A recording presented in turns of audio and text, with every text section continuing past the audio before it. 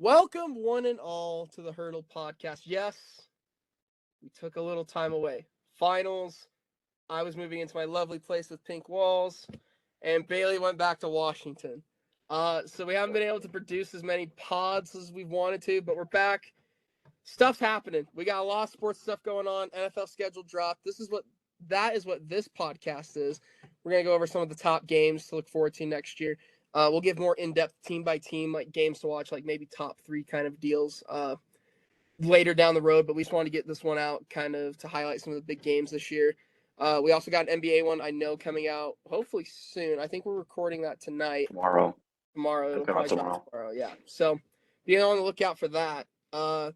Let's get into it. We're gonna go top 10 games. We've kind of looked at a lot of the big games, big matchups, what implications they have, and kind of just the I guess the watch factor to them, because like some of these games normally I wouldn't really care about. Like this first one we're gonna talk about, normally wouldn't care about, but there's the draft is the implication here. So week 8, Texans at the Panthers. You get number 1 versus 2 and 3.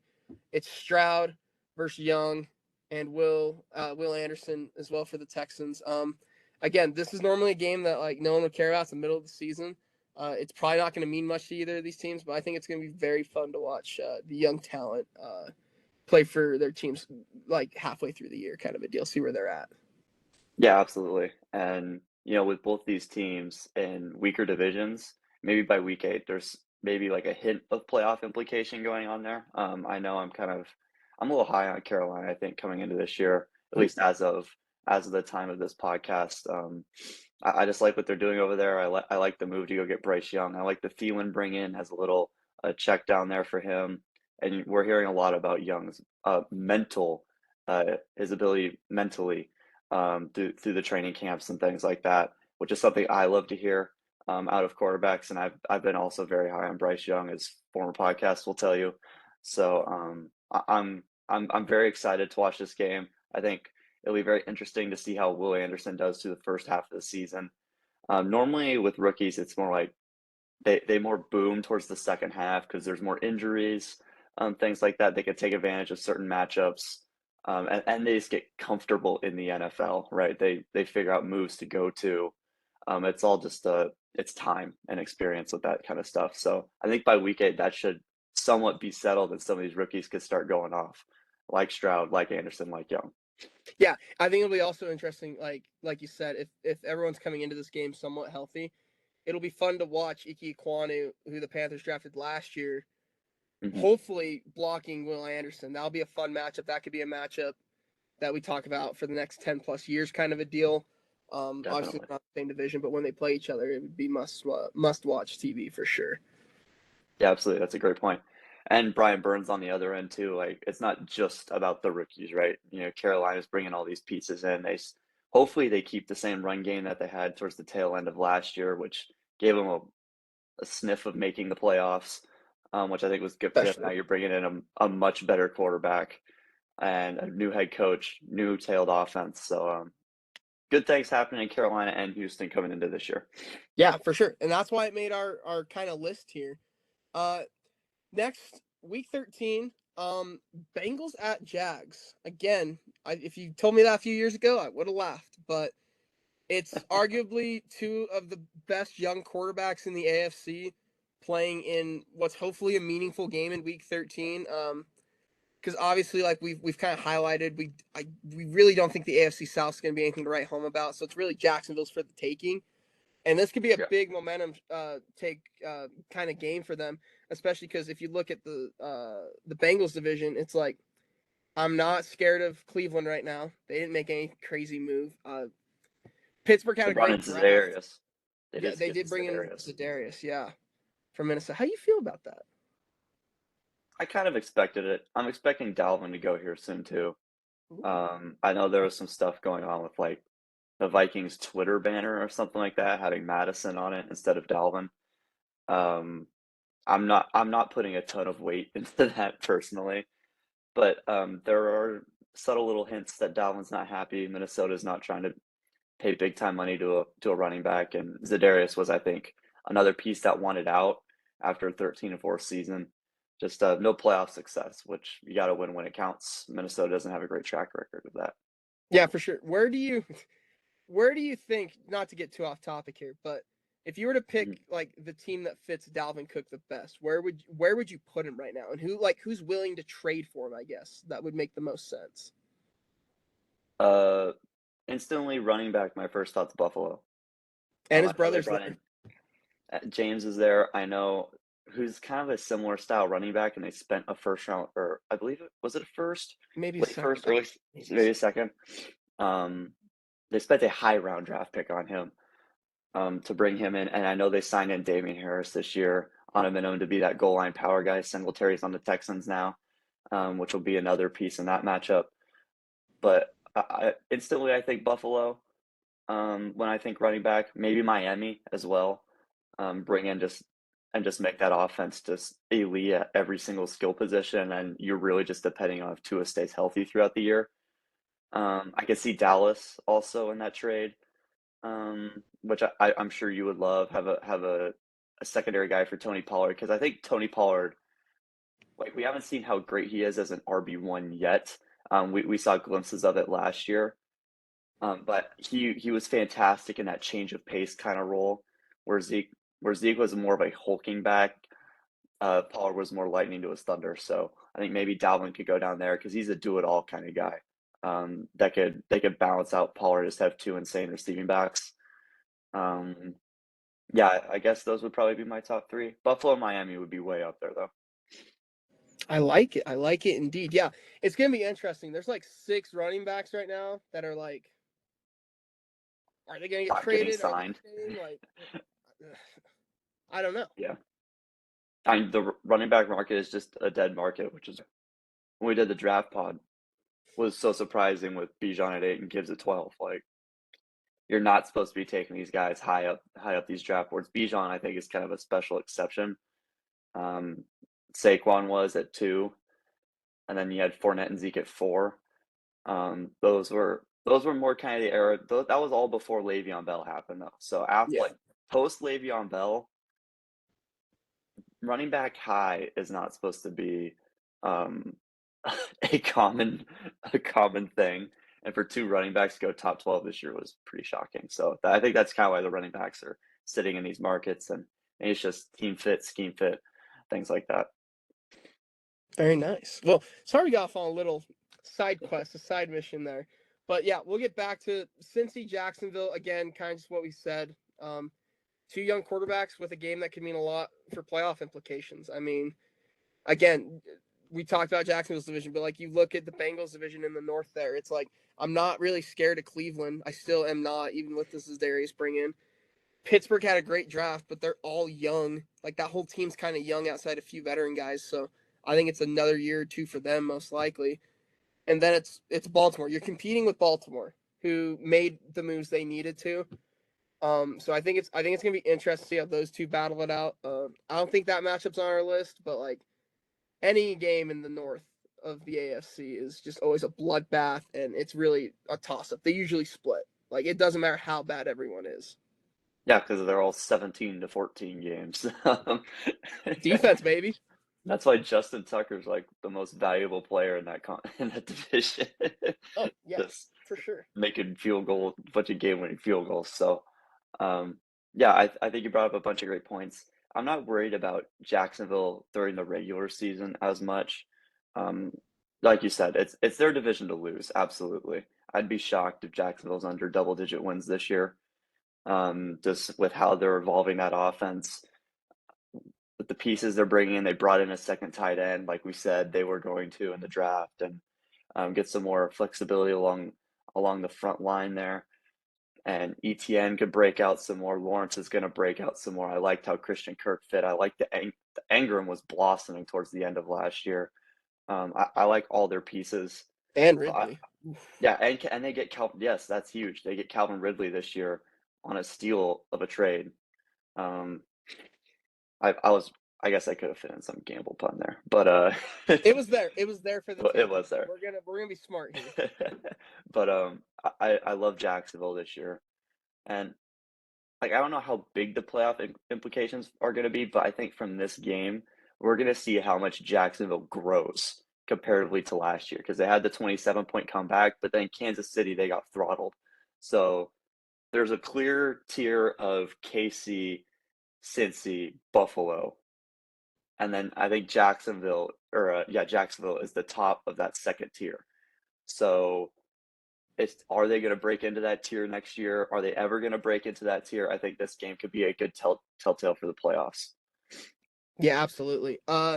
Next matchup we got, it's the Patriots at the Raiders, and there's really not much to it other than it's Jimmy Garoppolo playing his old team in New England, and that abysmal last play last year. It's this again in week 6, so they don't have much time to really because that was week 15 or 16. That was near the end, right? Yeah, it was toward the end. Yeah. So they don't have to wait long. Week 6, they kind of just get a redemption of it. So I don't know. I mean, neither of these teams really had like an outstanding draft by any means. Like they had good drafts, but nothing crazy kind of deals. It was a Patriots kind of draft and a Raiders kind of a draft. But it's gonna be interesting to see how a Jimmy G led Raiders team is looking 6 weeks in against his former team. Yeah, I think the Christian Gonzalez thing is big.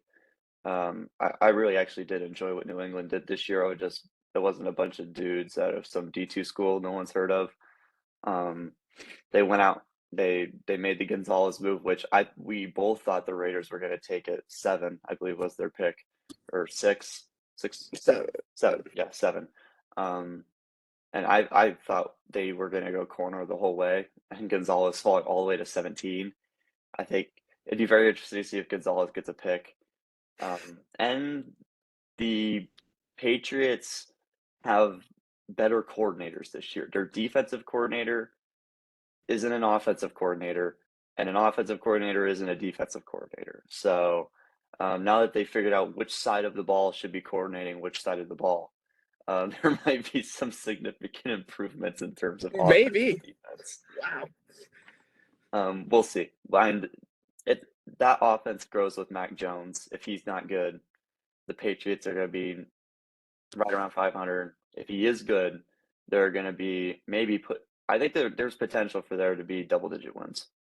Yeah, exactly. And like with the FC's competitive health, that might not even get him a wild card, which is kind of insane. Yeah. Like they could have double-digit wins in the playoffs just because of how stacked the AFC is right now. Yep. Week 5. The Jaguars get their 2-week stint in London, which we can get into a little bit. But they have 2 games in London, and one of them's Buffalo. Which, if you're a Bills fan, I'd be pissed. This is a big game. You lose a home game out of it, and it's in London. It's at 7:30 in the morning here, our time in the Mountain Time Zone. Like, I want to watch this game. Am I going to wake up at 7:30 to watch this? Probably not. If this was a 4:25 on CBS, absolutely, I'm watching this game while I'm doing homework. But it's such a good matchup, and the NFL is just. I love the international games. I think they're fun. I think it's kind of it's ridiculous that they're going to keep Jacksonville there for 2 weeks. If I'm a Jags player, I'm pissed. Yes. And one of these games being Buffalo is just so much. I think revenue lost for Buffalo. I don't know why they would ever accept this, but I mean, again, the NFL makes so much money off these international games. So I don't know. It's about time they got a good one over there that isn't like the Falcons and Bears, but like But still, like I want the good games over here, so I don't have to wake up at 7:30 in the morning to watch them. Yeah, I think the double down on the London thing for Jacksonville, it just sucks. It outright sucks. Yeah. I would be so livid if I was a Jacksonville player because you're in London. They're gonna try and make that trip as short as possible, I think. We're gonna get there Thursday or Friday that week, play our game. Probably gonna have to be there the whole week. Maybe they fly back. Yeah. And then play Sunday and get out of there. So they're going to have to spend probably 10 days. It's probably a 10-day trip. I think they'll be – because I don't know who they play the week after because I believe Buffalo's the first matchup. I forget. I think it's like Atlanta or something like that. I'll look. But whoever they play after, it's definitely weaker than Buffalo. So it's kind of weird how they staggered it too. Like they're going to have a bunch of energy ready to go for Buffalo that week, and then they're going to kind of just be wiped out, I kind of feel like, come Sunday. The Falcons. Sunday after. It is Atlanta. Who's going to be a Good weaker pick. matchup? So it's like, yeah, thank you. But it's like, you play up to levels, you play down to levels, that kind of thing. I feel like Jacksonville might be in for that, coming those two matchups. And again, another telltale sign of, is Jacksonville going to be in that first tier of AFC teams with elite quarterbacks? Exactly, and it's just gonna kind of suck because I mean, with that being back to back, you could easily see them going 0-2 in that stretch. Like, I think the Buffalo game they probably lose, and then they're gonna be so drained from being over there. Grant, they won't have as much like jet lag as Atlanta, but like Hmm. Atlanta could probably pull it out because they played a London game I think last year, so they're used to the London travel. So it's gonna be interesting. Yeah, I these international games, man. Oof, oof. I'm fine with having more international games. I think it's good for the sport. It's really good for the sport, but yeah, back-to-back weeks. I get it. The Jags win in London a lot. Maybe they're thinking about a permanent move to London. Who knows with that owner? But like Well, because doing they're more. doing stadium renovations, so they can't play in there till I think 2025 after this year, and there's talks of them playing in Orlando, but like, Oh, why not take that opportunity, I guess, and just move them to London for a year, see what happens. Like, put them in London for a year. If it's real bad, move them to Orlando for a year. And I but would if it's, suck as a player. Oh my. I know it would, but like, I mean, if they're never gonna get a true telltale of how this international thing's gonna go unless they commit. And maybe that's what the back-to-back thing is for. We're gonna see if players like it or not. Oh, they're gonna Having to hate it. be, yeah, that's what I think too. So I think this is gonna be kind of a flunk, but the TV ratings and the revenue won't say that.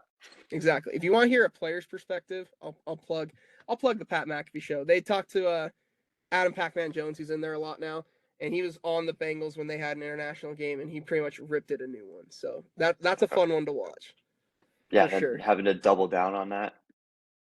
No, thank you. Because you're living out of your suitcase for 10 days. Yeah. All right, enough about London. Uh, week one, Miami at the Chargers. It's interesting because it's our first Tua Herbert matchup, and I think both these teams we look at as real. They could be real contenders, but they're just not. They're not in that tier yet. Just because players can't stay healthy, quarterbacks specifically Miami can't stay healthy. It'll be a fun one to see both these teams hopefully coming in through the preseason, offseason, OTAs, all that mini camp. Hopefully healthy because this is a great week one matchup to start the season off on CBS. I think this is massive. Like when we saw the LA Miami game last year, no Tua, of course, and it was still a great matchup. Miami struggled with that. They love to throw Tyreek and Waddle in motion and run those deep dig routes, the 15 to 20-yard curls, and just have a bunch of speed in motion just flying across the line of scrimmage. And LA handled it very well last year. I think it's going to be a whole different ball game with Tua in there. I think it's going to be a whole different ball game with Miami drawing in Ramsey. I'm huge on Miami this year. I think They made moves. if Tua stays healthy for 16, 17 games, they could win the AFC East. I think they're dark horse. I think they're better than the Jets. I think they could potentially be better than Buffalo. They almost beat Buffalo in the playoffs with Skylar freaking Thompson. So Yeah. And then you get you a only you get a add a quarterback healthy one in quarterback and there. bring Ramsey in. Yeah, like your secondary gets so much better. I guess not so much better because they did lose Byron Jones in that, and Byron Jones was a very good corner, but he's not Jalen Ramsey. We're going to get development from Javon Holland. They brought in some size on their interior line. I think there's a lot to like going on in Miami, and they brought in Vic Fangio as a DC because their defense was atrocious last year, and now they bring in a legit DC to run that unit and just let McDaniel focus in on that West Coast style offense.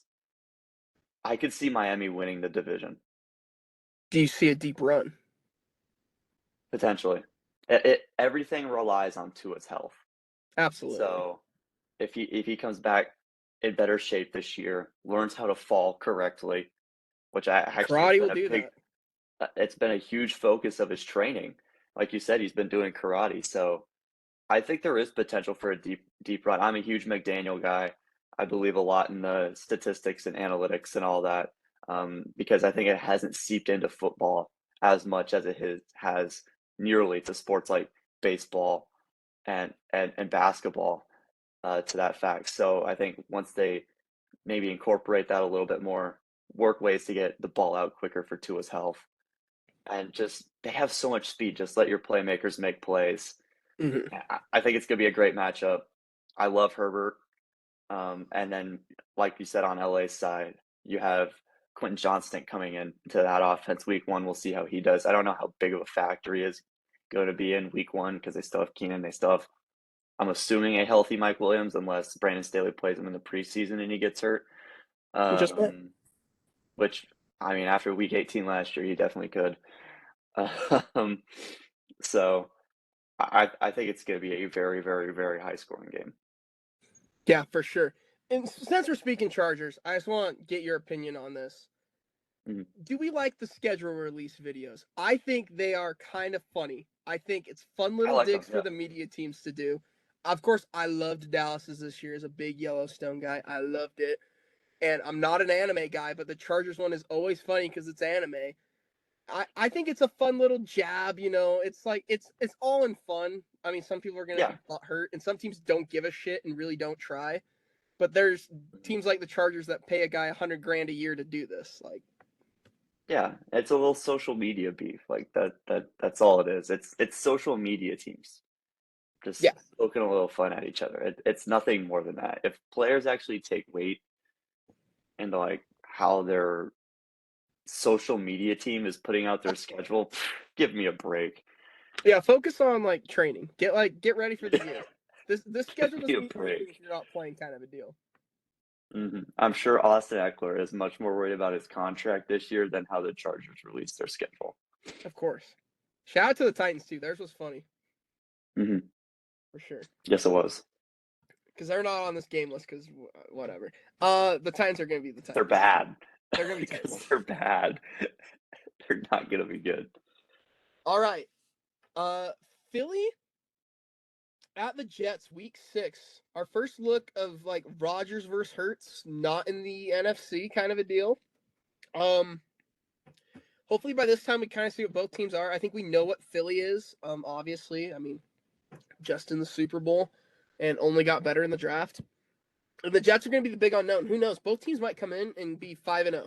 And this could be a big matchup for Fox, but I don't know. It's going to be a fun one. This one has a lot of intrigue, I think, to it. Yeah, I agree. And like you said, we already know what Philly is. It's domination in the trenches. That's how Howie Roseman has built this team. He's going to continue to build that team that way. This entire year was investment for once his star players go and he can just replace them with first round picks. It was insane. So we're just going to see Philly go bulk lineups against Robert Saleh's defense. We'll see how Saleh adjusts. I think this is the year we're going to see if Saleh is a real coach or not. I've liked him the past 2 years, but he hasn't had real weapons or anything like that offensively. He's had to do all his due diligence defensively, which is what they brought him in to do.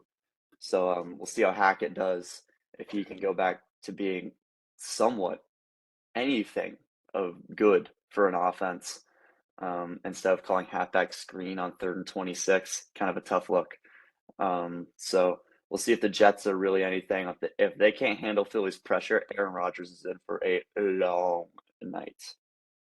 It's a long day, baby. All right. Week 5. I was hoping this game was going to be more over our Christmas break because I had plans, if it was, to go out to it. We got Dallas at San Francisco, rematch of the divisional playoff round, and the wild card the year before. Some horrendous plays to end it both times for my Cowboys. But I don't know. I think it's gonna be an interesting one. It always is. I Like just saw the soul drain out of your face. I hate the Niners, man. I just absolutely hate the 49ers. And there's other reasons. You know why. But I on the field, I also hate the 49ers. The only thing that'll save me is if Sam Darnold's their quarterback in this game. That's it. Yeah. Yeah. I think that's Dallas's only hope. The entire NFC East schedule this year, I think they've heard how weak their schedule was the past couple years, and like the ante is like way up. Giants like too. Yeah, Philly has a stretch where they play Dallas, they have a bye, and then I think it's Chiefs, Bills, Niners, and Dallas again. And that's in 6 weeks, back to back to back to back to back. That is insane. So So they're gonna give the him a NFC, cupcake to start the year, and then yeah, and then it's just like hell from there on out. So yeah, Dallas, San Francisco are always very interesting games. It's going to be very interesting to see how San Francisco adjusts defensively this year. Of course, no DeMeco Ryans. Defense was the cornerstone of San Francisco last year. We'll see if Dak rebounds after struggling last year with some decision making. I think he will, personally. I'm not a huge Dak fan, but at times I kind of am a Dak defender. He tries to make tough throws sometimes and they don't pay off, but with the injuries and stuff like that, I still feel like he's finding his footing, which is weird of saying after 7 years. Maybe that's a critique, maybe that's not. I and he's don't one of the really older know. quarterbacks left. That's what's weird. He's like the 7th Yeah, or 8th oldest quarterback in the league, and it's like yeah, it's weird to say he's still trying to figure it out, but it's completely valid. yeah. But like, all the superstars in the AFC feel like Lawrence is still trying to figure it out a little bit, and maybe Allen to a degree, but when you have like Mahomes, Burrow, Allen, it seems like they're pretty set in how they roll. And Lawrence is very quickly getting there. And Herbert, you could say that for Herbert as well. So really like the top 5 teams in the AFC probably coming into this year. The NFC, it's Hurts, and that's about it. So you could argue that Dallas has the second best quarterback in the NFC, and they haven't taken full advantage of that yet. Their matchups with San Fran are always very tough, always very interesting. They struggle offensively. Now Mike McCarthy is calling the plays. We'll see if Tony Pollard runs any center in this game and go from Pray to God not. What sucks is that was Zeke's last play as a Cowboy. I love it. Maybe you can bring him back on the minimum. If no one signs him, we might as well. I mean, shit. He wants to play football still. We'll see. We'll see. Yeah. Who knows? All right, another one. Week 11. It's the first matchup of Rodgers and Josh Allen.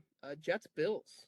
I think we've kind of talked about both teams. I think just given the caveat, it's the first Rodgers Allen matchup in the same division. So I think that's an intriguing matchup, and it's late in the year. You said 11? Yep. So like right in the middle. Yeah.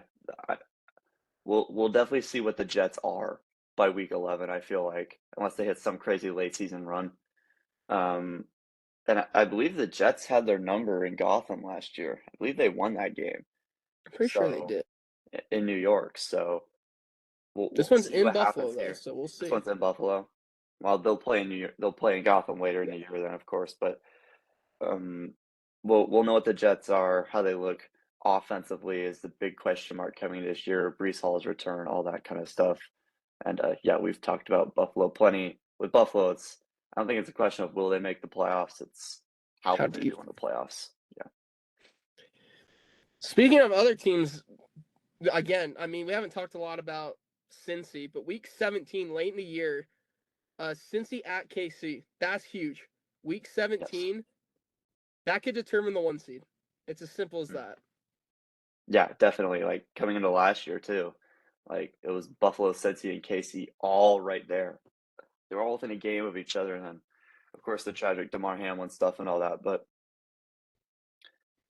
yeah, just it's gonna be very. I think that game could either be a smash hit or it's gonna be an absolute buzzkill because if like say KC has the seed locked up or Cincy has the 1 seed locked up, they aren't gonna play any cards. Yeah. I don't think either of those teams are showing anything in that game, whether the 1 seed is at stake or not. I don't think Cincy really cares if they play at home or if they play on the road in that game, to be honest with you. I don't think KC really cares either. Maybe KC cares a little bit more just because I feel like Arrowhead is a bigger advantage over the other. Yeah, or Burrowhead. Yeah, they can't call it that anymore. They lost. They can't. There's a redemption shot. There are redemption shots. There are redemption shots. So if it's AFC Championship and the Bengals win, they can have it back, and we can just alternate. Yeah, we'll just flip flop. Yeah, exactly. But so I think Casey maybe cares a little bit more about getting home field advantage. But like I honestly think, like, yes, on paper, massive matchup. I don't know if either of those teams are dealing out anything worth note. Andy Reid always has something creative that he can just use whatever. So maybe that'll happen and throw some stuff off that maybe he comes out in that same weird formation in the playoffs and they run a different style of play off that. Something like when they did like the circle thing against the Raiders, and then they did it in was it the AFC Championship or the game against Jacksonville? I think it was against Jacksonville. Yeah. They did like the same style thing. They'll probably do something like that maybe, but that'll be about it.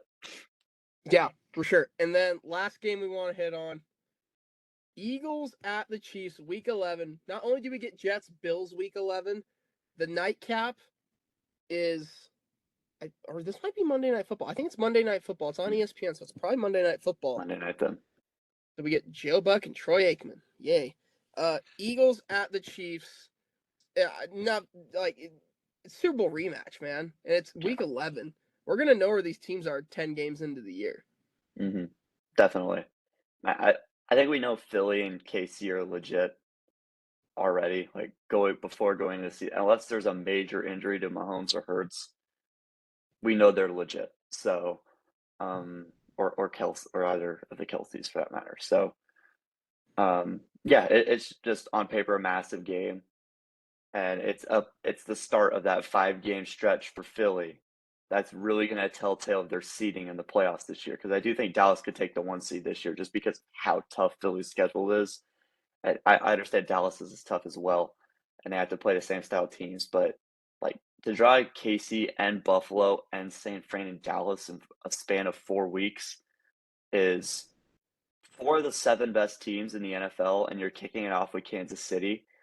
That's a very, very, very tough thing to do. So we'll see what Sirianni decides to bring out in those 4 games. They're really forcing Philly's hand there.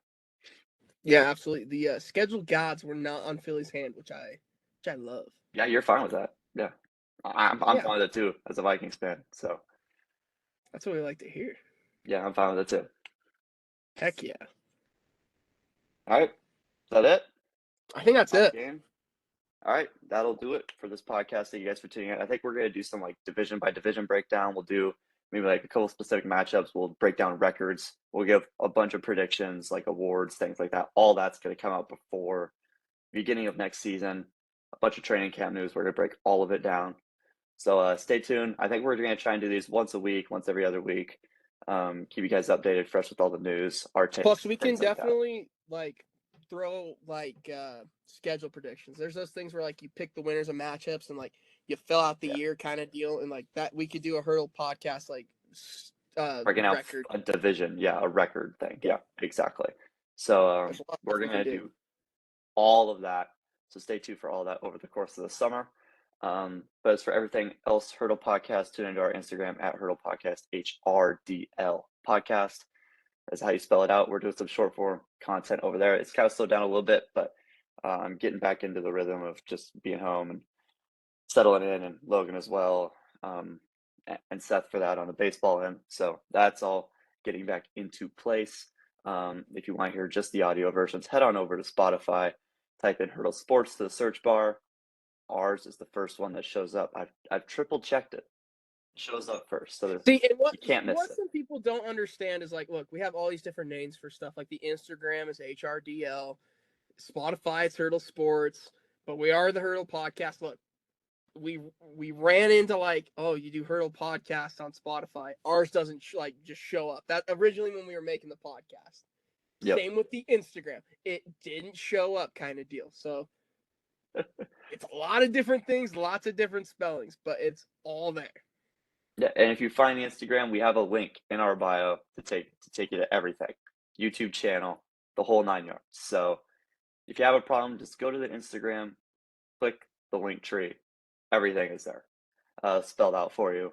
But I think that's going to do it. NFL, big games coming up this year. We're super excited to have the NFL back, and the countdown is on. That's it. Bailey, Logan, NFL. All right, guys. Peace.